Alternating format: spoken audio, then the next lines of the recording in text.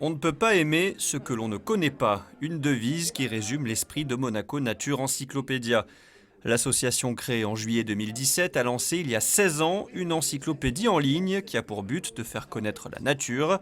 Alimentés par quelques collaborateurs au début de l'aventure, ils sont plus de 110 à contribuer aujourd'hui au partage des connaissances sur les plantes, les animaux ou encore les champignons, des spécialistes et notamment des professeurs universitaires.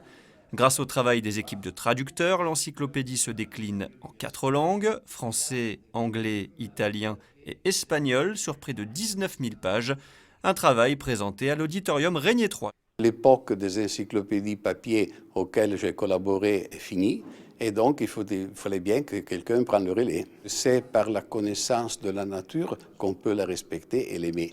Donc la biodiversité, on en parle beaucoup. Aujourd'hui, on essaye un peu de la montrer en images. Il faut dire que la nôtre, c'est une encyclopédie par image.